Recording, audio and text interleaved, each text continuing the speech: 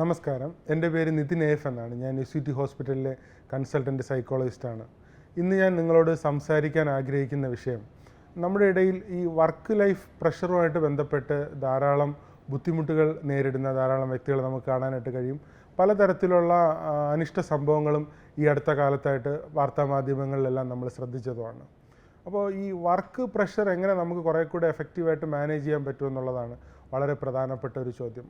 അതിനകത്ത് ഒന്നാമതായിട്ട് ഈ കരിയർ അല്ലെങ്കിൽ വർക്ക് അല്ലെങ്കിൽ ജോബിനെ കുറിച്ച് കുറച്ചും കൂടെ ഒരു റിയലിസ്റ്റിക് ആയിട്ടുള്ള ഒരു പെർസ്പെക്റ്റീവ് നമ്മൾ ഡെവലപ്പ് ചെയ്യുക എന്നുള്ളതാണ് ഏറ്റവും പ്രധാനപ്പെട്ട കാര്യം. ഒന്നാമതായിട്ട് നമുക്ക് ഒരു കരിയറിൽ നിന്ന് അല്ലെങ്കിൽ വർക്കിൽ നിന്ന് കിട്ടുന്നത് ആത്യന്തികമായിട്ട് 4 കാര്യങ്ങളാണ്. ഒന്നെന്ന് പറയുന്ന ഒരു ഇൻകം നമുക്ക് കിട്ടും, രണ്ടാമതായിട്ട് ഒരു ഫുൾഫിൽമെൻറ്റ് അല്ലെങ്കിൽ ഒരു സാറ്റിസ്ഫാക്ഷൻ നമുക്ക് കിട്ടും, മൂന്നാമതൊരു സോഷ്യൽ സ്റ്റാറ്റസ് നമുക്ക് കിട്ടും, നാലാമത് ഒരു പോപ്പുലാരിറ്റി അല്ലെങ്കിൽ ഒരു സെലിബ്രിറ്റി സ്റ്റാറ്റസ് നമുക്ക് കിട്ടും.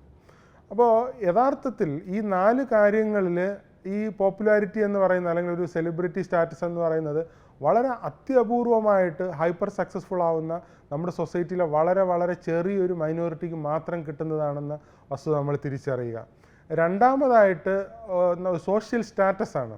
ഇപ്പം നമ്മുടെ ഒരു ഇന്ത്യൻ സൊസൈറ്റി നോക്കിക്കഴിഞ്ഞാൽ അവരുടെ ഒരു ലൈഫിൻ്റെ ഒരു ഫണ്ടമെൻ്റൽ മോട്ടിവേഷൻ എന്താണെന്ന് ചോദിച്ചാൽ സോഷ്യൽ സ്റ്റാറ്റസ് എലിവേറ്റ് ചെയ്യുക എന്നുള്ളതാണ്. പലരും അവരുടെ ഒരു ജോബിൻ്റെ പ്രൊഫൈല് അവരുടെ സൊസൈറ്റിയിൽ അവരുടെ ഒരു സോഷ്യൽ സ്റ്റാറ്റസിൻ്റെ സിമ്പലായിട്ടാണ് കാണുന്നത്. യഥാർത്ഥത്തിൽ അവരുടെ ഇൻഡിവിജ്വൽ ലൈഫിൽ വ്യക്തി എന്നുള്ള നിലയിൽ അവർക്ക് എന്തെങ്കിലും അതുകൊണ്ട് ഹെൽപ്പ് ഉണ്ടോ എന്ന് ചോദിച്ചാൽ ഇല്ല.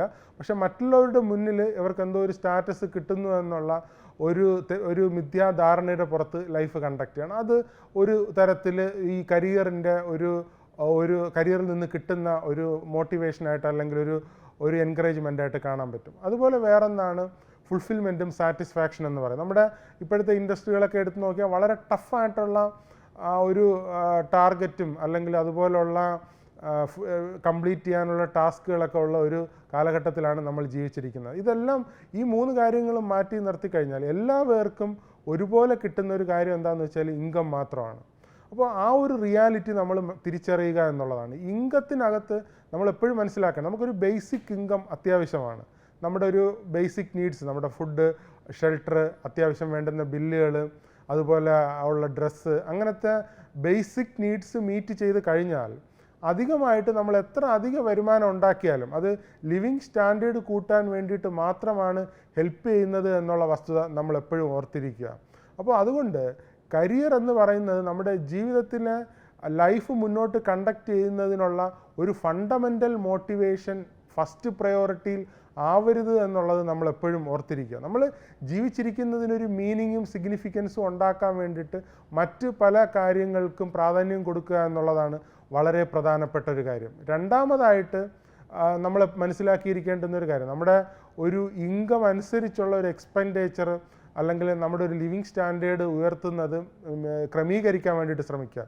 ധാരാളം EMIയും ലോൺ പേയ്മെൻറ്റും അതുപോലുള്ള പല രീതിയിലുള്ള ഫിനാൻഷ്യൽ മാനേജ്മെൻറ്റ് കറക്റ്റ് ആവാതിരുന്നു കഴിഞ്ഞാൽ അത് നിങ്ങളെ വലിയ രീതിയിലുള്ളൊരു പ്രഷറിലേക്ക് എത്തിക്കുകയും പ്രോപ്പറായിട്ട് നിങ്ങളുടെ കരിയറിൽ നിന്ന് കിട്ടുന്ന ഇൻകം അല്ലെങ്കിൽ ഒരു ബാലൻസ്ഡ് ആയിട്ട് നിങ്ങളുടെ ലൈഫ് മുന്നോട്ടേക്ക് കൊണ്ടുപോകുന്നതിന് തടസ്സം നേരിടും എന്നുള്ള വസ്തുത നമ്മളെപ്പോഴും ഓർത്തിരിക്കേണ്ടത് വളരെ അത്യാവശ്യമായിട്ടുള്ളൊരു കാര്യമാണ്. അപ്പോൾ കരിയറിനേക്കാളും നമ്മളെപ്പോഴും ജീവിതത്തിൽ ഹയർ ലെവലിൽ ഒരു ഇമ്പോർട്ടൻസ് കൊടുക്കേണ്ട നമ്മുടെ റിലേഷൻഷിപ്പുകൾക്കാണ്. നമ്മുടെ മാരിറ്റൽ റിലേഷൻഷിപ്പ്, ഫാമിലി റിലേഷൻഷിപ്പ്, അത്തരത്തിലുള്ള കാര്യങ്ങൾക്ക് നമ്മൾ കുറേ കൂടെ ഹയർ ആയിട്ടുള്ള ഇമ്പോർട്ടൻസ് കൊടുക്കുകയും നമ്മൾ ജീവിച്ചിരിക്കുന്നതിനുള്ള ഒരു സിഗ്നിഫിക്കൻസും മീനിങ്ങും ഈ റിലേഷൻഷിപ്പിലും വാല്യൂവിനും പ്രാധാന്യം കൊടുക്കേണ്ടത് വളരെ അത്യാവശ്യമാണ് എന്നുള്ള വസ്തുത നമ്മൾ ഓർത്തിരിക്കുക. അപ്പോഴാണ് നമ്മൾ ഈ കരിയർ അല്ലെങ്കിൽ ഇൻകം എന്ന് പറയുന്നത് അതിനൊരു മിനിമം നീഡ് നമുക്ക് ആവശ്യമാണ്. പക്ഷേ